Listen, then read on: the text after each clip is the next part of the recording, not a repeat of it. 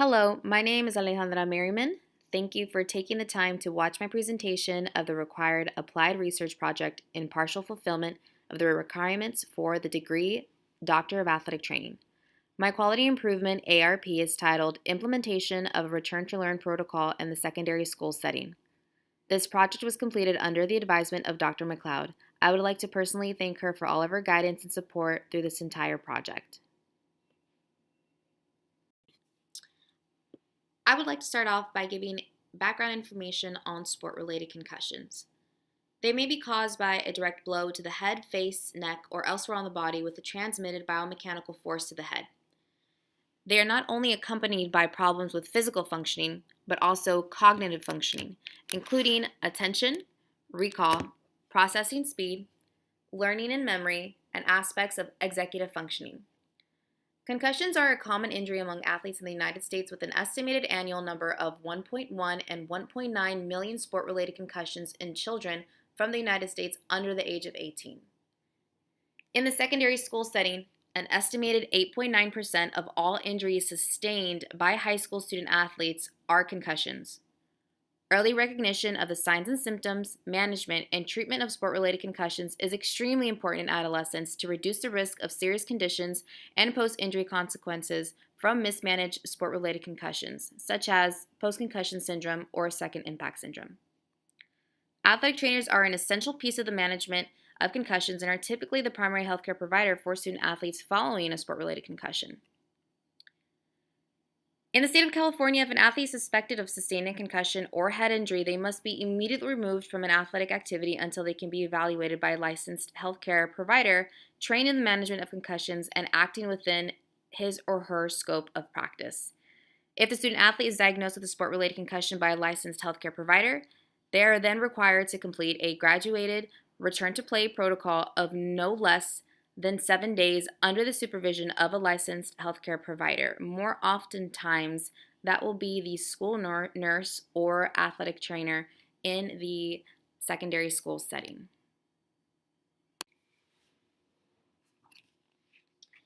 I'm going to give a little bit of background information on my school district and the California Interscholastic Federation Return to Play protocol. The Los Angeles Unified School District in Los Angeles, California, adopted rules from the CIF Return to Play protocol, and they developed their own protocol to be used across the district with any sport-related concussions. I have provided a visual of this Return to Play protocol on the right hand of the screen. In stage 1 of the Return to Play protocol, the athlete is to not participate in any physical activity for at least 2 full symptom-free days after their initial evaluation with a physician.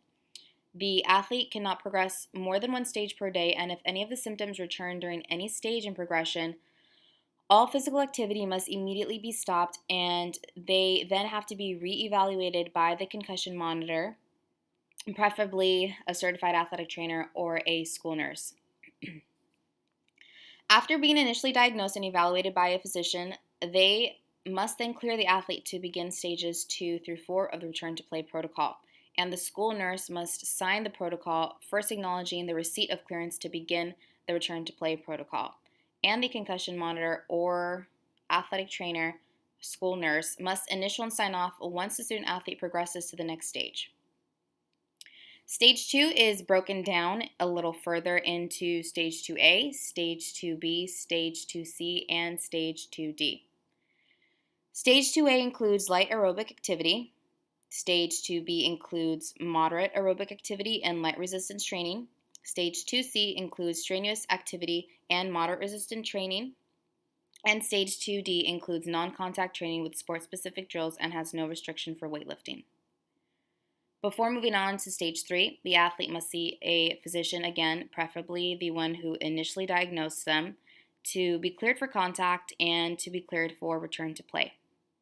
The school nurse must then again sign the protocol acknowledging the second receipt of clearance to progress to Stage 3 and Stage 4 of the Return to Play protocol. This is where, in my opinion, this Return to Play protocol is flawed, because if you take a close look at Stage 3 of the Return to Play protocol, it's actually broken up into 2 sections. The first is limited contact practice, and the second is full contact practice. but it's one stage. I believe it should have been broken down into stage 3A and stage 3B, like stage 2 was broken down, because essentially this is telling the student athlete they can get away with it in a day instead of getting the proper practice in within 2 days. One day should be limited contact practice, and the next day should be a full contact practice before they are cleared to go to stage 4, which is return to play or competition. The state of California introduced concussion legislation in January 2015, and they established a law for public elementary and secondary schools regulating the post-injury management of concussions and head injuries of student athletes.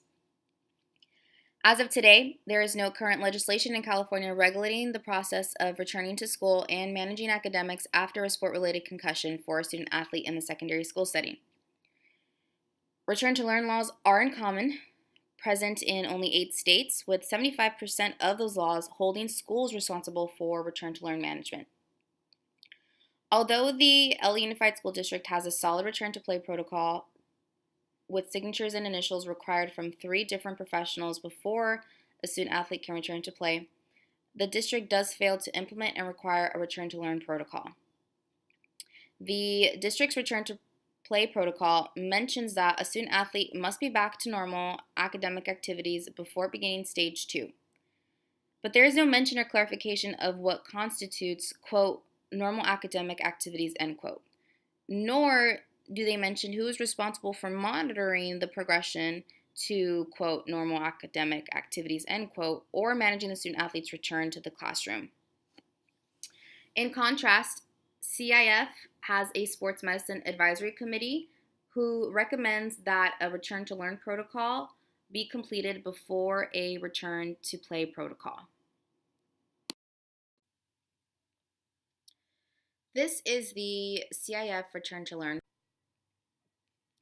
Some information on our institutional resources and our current environment.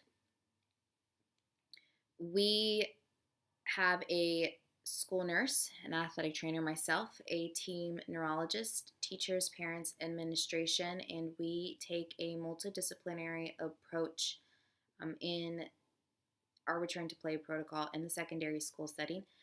But that same multidisciplinary approach should be used when developing and implementing a return to learn protocol in the secondary school setting.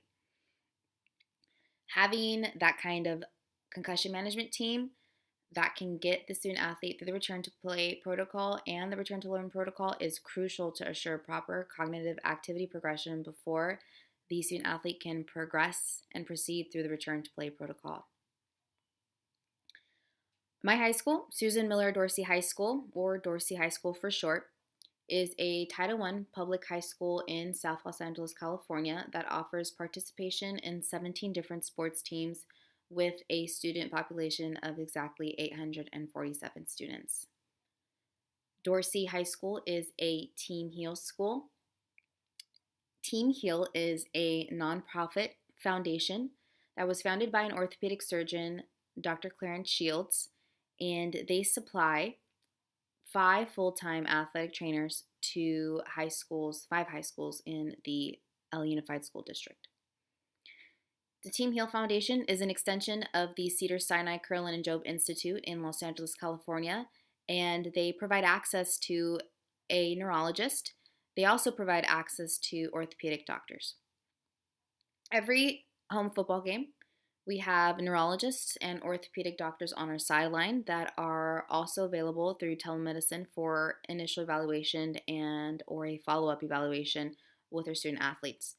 Any necessary evaluations needed to assist athletes with returning to learn is also available through our neurologist. Dorsey High School employs a full-time nurse on campus Monday through Friday from 8 a.m. to 2:30 or 3 p.m. on a good day. And they also have me, a full-time athletic trainer who also teaches full-time during school hours. My technical time as an athletic trainer starts as soon as our 7th period athletics starts. On some days, it can start at 2:05, or on other days, it can start at 2:15, just depending if we have block schedule or if we have a normal schedule with all 7 periods that day. Our school nurse and myself communicate all injuries with our athletic director and assistant principal of athletics within 24 to 48 hours. Every contact sport goes through our C3 Logix concussion software baselines in the fall and winter according to their appropriate season.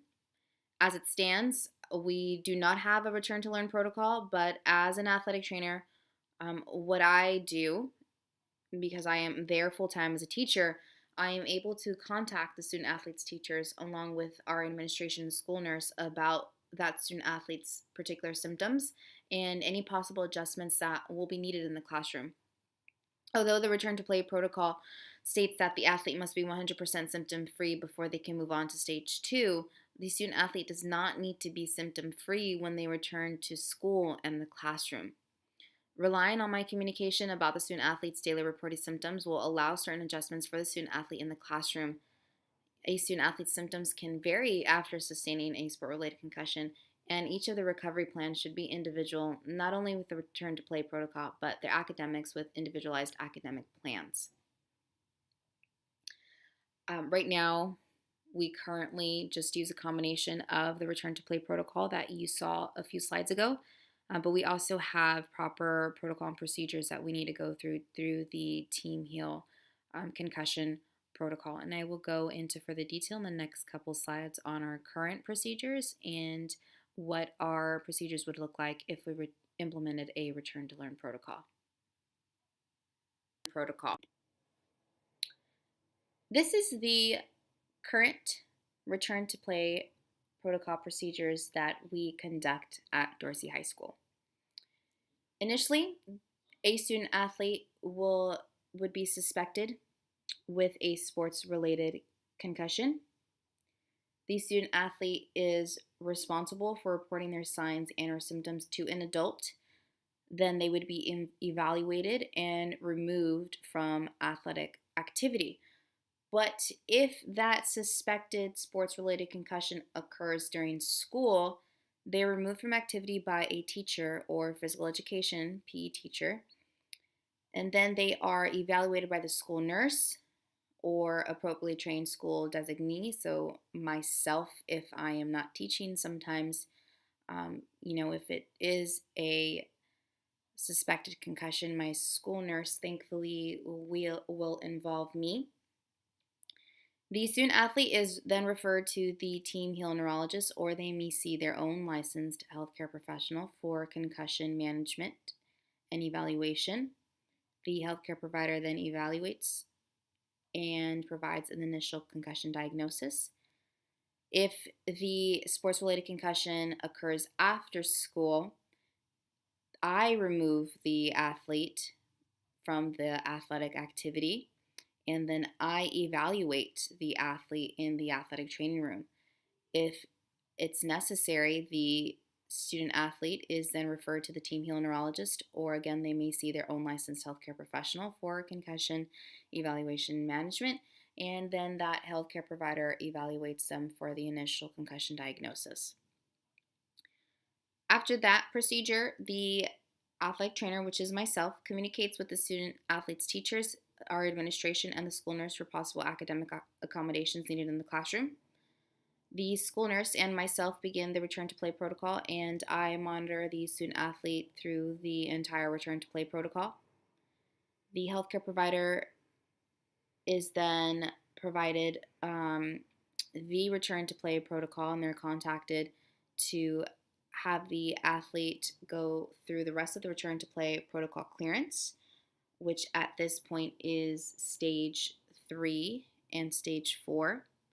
And the school nurse and myself sign the return to play document as acknowledgement of the doctor's clearance for contact and return to play, and the student athlete is officially cleared and can return to sport. This is the proposed return to learn protocol that would be implemented before the return to play protocol is progressed to stage 2.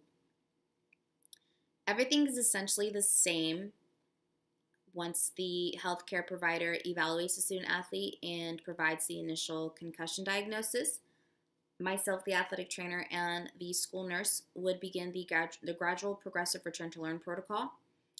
Myself and the nurse would communicate with the student athlete's teachers, administration, and any other stakeholders involved for possible academic accommodations that would be needed in the classroom, and distribute the return to learn protocol with the student athlete's classroom symptoms. After the athlete goes through the return to learn protocol, the school nurse and myself will begin the return to play protocol, which would be stages 2 through 4, and monitor the student athlete through those stages. Then they will go back to the healthcare provider after completing all of these stages in stage 2 to get cleared for limited contact, full contact practice, and a return to play clearance. And just as in the previous procedures, the school nurse and myself will sign the return to play document and acknowledge the medical physician's clearance for contact and return to play for competition. And then the student athlete is officially cleared and returns to their sport. The aim statement for this quality improvement, ARP: the athletic trainer will develop and implement a return to learn protocol, including a symptom checklist to communicate symptoms with school teachers and the school nurse to provide the student athlete with the proper classroom accommodations. This will assure proper cognitive activity progression in sports-related concussed student athletes before moving on to stage 2 of the return to play protocol. Essentially, we would continue to use the same doctors and the same individuals listed previously in both of the procedures. The only difference is incorporating school teachers and a classroom greatest symptom score scale. The school teachers would not be filling out any forms, but instead they will receive a copy of the student athlete's most recent graded symptom scores from the classroom so that they may provide the necessary accommodations in the classroom.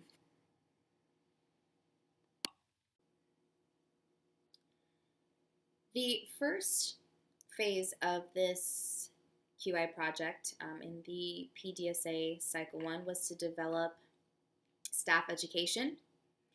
So I developed a PowerPoint presentation to present to the teachers and administration at a professional development meeting to train and educate them about sports-related concussions, the CIF Return to Learn protocol, and introduce and implement a modified Return to Learn protocol, as well as introducing and implementing a post-concussion graded symptom score checklist to use in the classroom and to ensure a successful cognitive progression to the district's return to play protocol.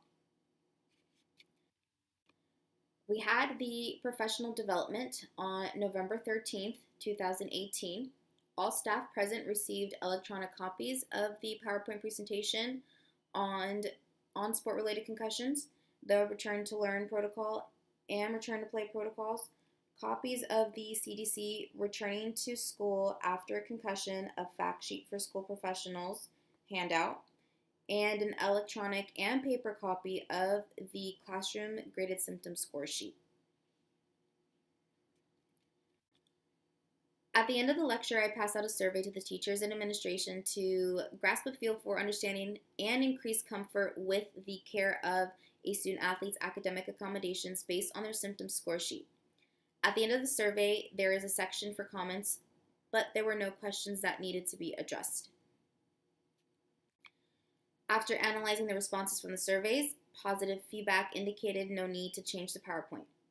The great feedback and positive reception showed my administration the need of presenting annually at the beginning of every school year to ensure that all new hires are on the same page as the current staff in regards to return to learn and return to play protocols. This is the before and after survey that was given at the professional development. The before was given before the presentation, and the after was given after the presentation. The after included a space at the bottom for any questions or comments or concerns. There were no questions, there were comments. I received a comment that mentioned that this particular teacher had played football and he did have concussions and that he thought football should be banned. So those were the kind of comments that I got in terms of just feedback. I also got that they really loved the presentation. They would love to hear more or be provided more information on sport-related concussions. So we did a before and after, and I will go into the results a little more in depth later on. The second phase of this quality improvement ARP was to implement change. So for this next PDSA cycle, the initial plan was to implement the CIF Return to Learn protocol after providing the proper training and education to the concussion management team. This would allow for true cognitive activity progression and a better progression through the LUSD Return to Play protocol. When a student athlete returns to school post-concussion, the student athlete checks in with the athletic trainer during 7th period athletics or after school to complete the C3 Logics Graded Symptom Scale and the Classroom Graded Symptom Scale. They continue to repeat the process per the Return to Learn guidelines, and once the student athlete completes 2 full days with no signs or symptoms, they may move on from stage 1, 48 hours asymptomatic, of the Return to Play protocol. Implementing a Return to Learn protocol will ensure symptoms truly reside before moving to an increase of physical activity through the Return to Play protocol, and can possibly assist the student athlete with any needed accommodations in the classroom to let the athlete succeed in the classroom.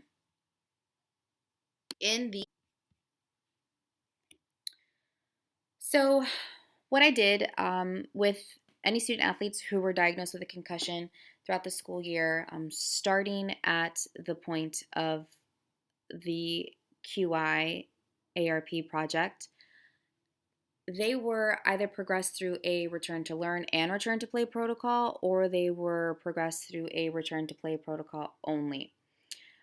I placed every other athlete on a Return to Play protocol only. So with the first official diagnosed concussion at the beginning of the project, they went through a Return to Learn and Return to Play protocol. The next diagnosis would then go through a Return to Play protocol only. The next diagnosis would go through Return to Learn and Return to Play, and then the one after that, Return to Play only. So this alternation of Return to Learn, Return to Play, or Return to Play would continue until the end of this project. When a student athlete completes a Return to Learn Graded Symptom Scale and a C3 Logics Graded Symptom Scale, the current symptom data a student athlete is experiencing will be analyzed, and the student athlete can either be interviewed to collect symptoms by myself, or they may sit down and complete the scales. When they sit down and complete the scales on their own, this is usually due to the athletic trainer to student athlete ratio. I am the only athletic trainer at my high school, and there were plenty of times this football season specifically where I was dealing with several athletes at once, and in those situations, these student athletes sat down and completed the scales on their own. Based on those current symptoms, teachers were provided with appropriate adjustments so that the student athlete could continue to progress at a proper pace in the classroom. Although that allowing the proper cognitive progression in the classroom should improve the C3 Logics Graded Symptom Scale, allowing the athlete to move on to stage 2 of the Return to Play protocol. We could then compare the C3 Logics data with those following the Return to Learn and Return to Play protocol with those who did not complete a Return to Learn protocol as an intervention and only completed the Return to Play protocol. We could also compare the severity of the symptoms and how long those symptoms lasted. When a student athlete completes their routine 4-week post-concussion C3 follow-up, we will also fill out the Classroom Graded Symptom Scale and see if they are still experiencing any post-concussion symptoms. Ideally, students who did an appropriate cognitive progression should experience less symptoms 4 weeks post-concussion instead of an athlete who returned to the classroom with no accommodations and symptoms. Based on the results of data comparison and analysis, we could provide the district with evidence that implementing a return to learn protocol can help reduce symptoms and increase the overall health of a student athlete in the long run, hoping to extend the implementation of a return to learn protocol throughout the district. Comparing return to learn protocol 4-week post concussion C3 Logics data with no return to learn protocol 4-week post concussion C3 Logics data should show a positive outcome for an improvement in symptoms, both mentally and physically. ECI. Getting into the results, after the professional development lecture was held on November 13th, 2018, the feedback from the staff was better than expected. The goal of the lecture was to inform the staff and the faculty about the symptoms a student athlete may be dealing with after a sport-related concussion in the classroom and how they as a teacher could assist by providing the appropriate accommodations. So we did the before survey and the after survey. Out of 41 teachers, not including myself, I collected 31 surveys. On average, confidence in classroom management and teacher knowledge of sports-related concussions went up 22% when comparing the results of the before survey with the after survey. The survey overall was a great tool that allowed teachers the chance to understand the difficulties that lie in communication and management on sports-related concussions. The before survey had 14 questions, and the after survey included 12 questions. 2 questions were eliminated because they did not make sense for a post-information survey. The 2 questions that were eliminated were, and I quote, "I have had experience with teaching a student athlete who has experienced a concussion." And the second one was, and I quote, "I have knowledge of what a return to learn protocol is." A plan to review and edit this survey for next year's presentation to ensure more accuracy when comparing numbers between pre and post lecture surveys has been put into place. Results for the second PDSA cycle, implementing change. The timeline for collecting concussion data to coincide with the ARP was August 2018 to April 2019 during football, volleyball, soccer, basketball, and softball seasons. Although there are more sports in season during this time, we only perform baseline testing in the summer and winter for football, volleyball, basketball, and softball. From August 2018 to January 2019, we had 8 diagnosed concussions. Of the 8 student athlete data that was collected, there were 4 that were given the return to learn and return to play protocol, and 4 that were given the only return to play protocol. I had 2 athletes who transferred out in the new semester that started in January in 2019, and I was not able to collect follow-up data for those 2 athletes. The athletes not given a return to learn protocol were given the return to learn symptom checklist at their follow-up the first week of January, along with the C3 Logics follow-up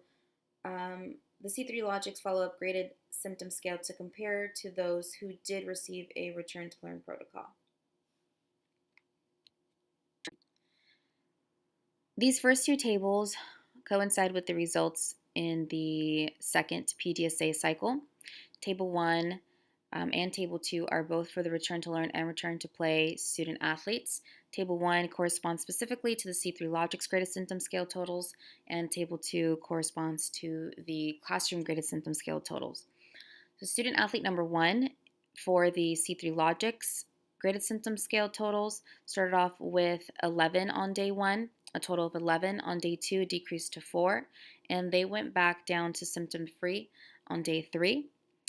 For student athlete number 2, he had a more difficult time throughout his protocol. For day 1, his total was 11. For day 2 was 7. Day 3, 2. Day 4 and day 5 was also 2. And day 6 and 7 went down to 1.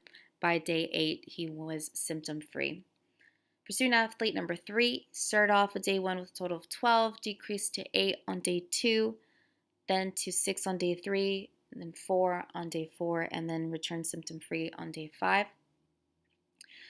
For those same student athletes, but this time for the classroom graded symptom scale totals, Student athlete number 1 had a total of 26 on day 1, decreased to 16 on day 2, then to 7 on day 3, then to 5 on day 4, and returned to symptom-free on day 5.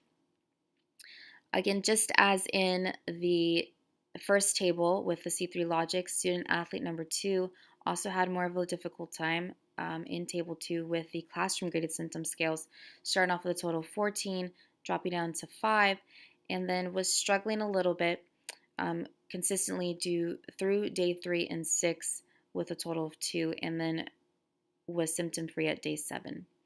Student athlete number 3 had an easier time in the classroom with the first day totaling 5, and then second day went to symptom free. Table 3 shows the results for the student athletes who only completed the return to play protocols and the C3 Logics greatest symptom score totals. Student athlete number 1 did not come in on Saturday, which would have been the first day post-concussion. So we started on day 3, and he had a total of 10. And by day 10, he returned to symptom-free. Student athlete number 2 started off a little better with the total of 2, went up on day 3 with a total of 4, but returned to symptom-free on day 7. Student athlete number 3 had a little more difficult time with a total of 36 on day 1.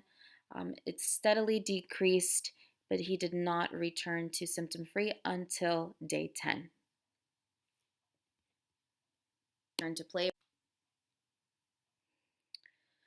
On average, student athletes who completed the return to learn and the return to play protocols had symptoms resolve within 5 days.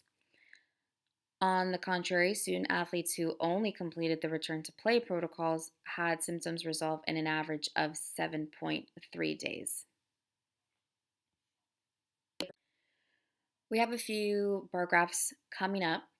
They are bar graph 3, figure 3, bar graph 3, figure 4, bar graph 4, and figure 5, bar graph 5. And for the bar graph 3, it's separated into 3A, 3B, and 3C, but they're all dealing with individual symptom improvement with the classroom graded symptom scores. So you will have 3 because you have 3 student athletes. So you'll have 3A, 3B, and 3C. This first one is 3A, and student athlete number 1 experienced 15 out of the 20 classroom symptoms available, with a total of 26 out of 60 on day 1 post-concussion, and returned to symptom-free on day 6. Protocol. Bar graph 3B is a second student athlete, and they experienced 8 out of the 20 classroom symptoms with a total of 14 out of 60 day 1 post-concussion, and returned to symptom-free by day 8.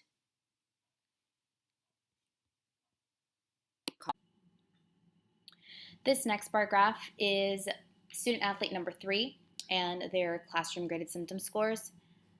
They experienced 3 out of the 20 classroom symptoms with a total of 5 out of 60 day 1 post-concussion, and returned to symptom-free the following day. Bar graph 4A, 4B, and 4C, they are all dealing with the return to learn and the return to play C3 Logics graded symptom scales. The student athlete number 1 in this first bar graph experienced 8 out of 27 symptoms initially on day 1 post-concussion, and returned to symptom-free in all 8 categories by day 3.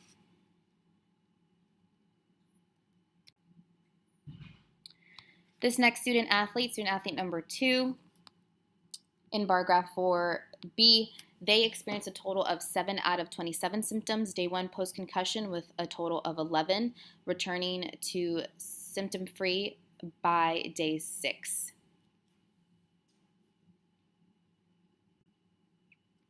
And in this last bar graph for student athlete number 3, they only experienced 3 out of the 27 symptoms day 1 post-concussion, with a total of 12, and returned to symptom-free by day 5. The next three bar graphs labeled 5A, 5B, and 5C. This next bar graph is on student athlete number 2 who completed only the return to play protocol, and they experienced 5 out of the 27 symptoms with a total of 4 out of 162 day 1 post-concussion and returned to symptom-free day 7 post-concussion.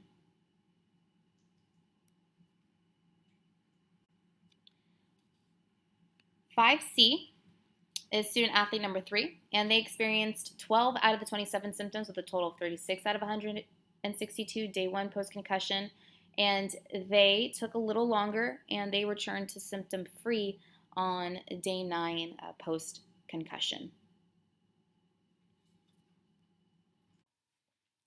Lessons and limitations. One limitation to the study was relying on athletes to become injured in order to collect the data. There is no guarantee on the number of concussions that an athletic trainer might encounter throughout a given school year, as there are many confounding factors, including changes of position, changes in tackling technique, changes of coaching staff, and many more.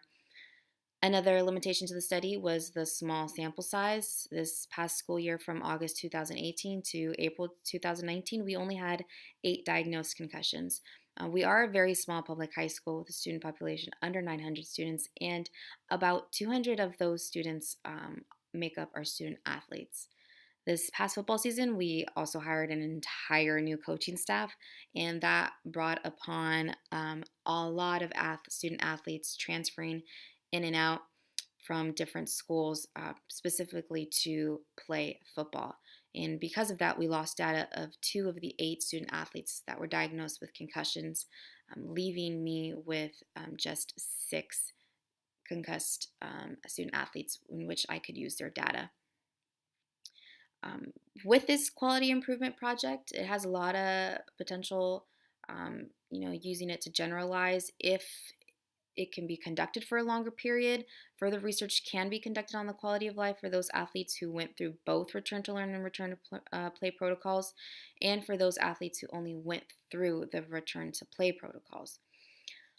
Specifically for the teacher survey, looking back at that, I could incorporate continuous improvement and measurement approaches by improving the survey and redistributing at the end of the year to the teachers who had student athletes with sports-related concussions in their classes. One realization at the end of the project was the ability to convert that paper form of the graded symptom scale, a classroom graded symptom scale, into an electronic version that the student athletes could have filled out in a form of a pick list, and that would have allowed me to export the data and manipulate it into the visual graphs or charts or tables a little easier. So, in conclusion, there is a clear understanding of cognitive progression through an implemented return to learn protocol to understand the optimal process of returning to school and sport being necessary. Currently, there are not many states with implemented return to learn protocols. At least 9 have provisions to establish protocols, while others have considered legislation requiring or recommending return to learn protocols. This quality improvement study aimed to develop and implement a return to learn protocol, including a symptom checklist to communicate symptoms with school teachers and the school nurse to provide the student athlete with the proper classroom accommodations before moving on to stage 2 of the return to play protocol. The intention of implementing a return to learn protocol before stage 2 was to assure proper cognitive activity progression in sports-related concussed student athletes before progressing through the return to play protocol. The results concluded that on average, the student athletes who went through return to learn protocol before progressing through the return to play protocol returned to symptom-free in the average of 5 days, while the student athletes who only went through the return to play protocol returned to symptom-free in an average of 7.3 days. Based on this information, this quality improvement study did meet its original aim, but warrants further exploration on the quality of life between athletes who undergo return to learn protocol before progressing through a return to play protocol. At a symptom follow-up, the student athletes who only went through return to play protocol complained of headaches, while 2 out of the 3 student athletes who went through the return to learn before the return to play, they did not present any symptoms at the follow-up. The third that went through the return to learn and the return to play That third student athlete did have trouble with one specific symptom, which was difficulty remembering. I believe conducting further research and collecting more data could warrant changes to current recommended return to learn protocols to mandate protocols through the state of California. This concludes my presentation. I am very happy if you stuck with me and digested all of that information. It was a lot to go through, but I am very glad that we have come to the end. These are my references, and thank you so very much for sticking around. The C3 Logic's Greatest Symptom Scale, symptoms experienced by the student athletes that only completed a return to play protocol. In this first bar graph, we have student athlete number 1, who experienced 6 out of the 27 symptoms with a total of 10 out of 162 possible day 3 post-concussion. This student athlete started on day 3, as I mentioned before, because he didn't show up on the Saturday treatment day. He returned to symptom-free day 7 post-concussion. They mention the return to learn protocol. The following is mentioned, and I quote, "Following a concussion, student athletes may have difficulties with short and long-term memory, concentration, and organization. They will require rest while recovering from injury. An example, avoid reading, texting, video games, and loud movies, and may even need to stay home from school for a few days. As they return to school, the schedule might need to start with a few classes or a half day depending on how they feel. They may also benefit from a formal school assessment for limited attendance or homework, such as reduced class schedule if recovery from a concussion is taking longer than expected. Your school or doctor can help suggest and make these changes. Student athletes should complete the Return to Learn guidelines and return to complete school before beginning any sports or physical activities." So this is mentioned in the CIF Return to Play protocol. Although the Return to Play protocol is mandatory, the Return to Learn protocol is not mandatory. It is only recommended by the CIF Sports Medicine Advisory Committee. This Return to Learn protocol in front of you includes 5 stages. Those are brain rest, restful home activity, return to school partial day, return to school full day, and full recovery. In the first stage of brain rest, the student athlete is to not attend school, not to complete homework or take-home tests, and avoid reading and studying. With the second stage of restful home activity, the student athlete still stays home from school, but they may begin easy tasks at home. They can listen to music, and they can also complete 60 to 90 minutes of light mental activity. The third stage allows a student athlete to return to school for a partial day, in which they will start off with a few hours of school or a half day, and they can take breaks in the school nurse's office.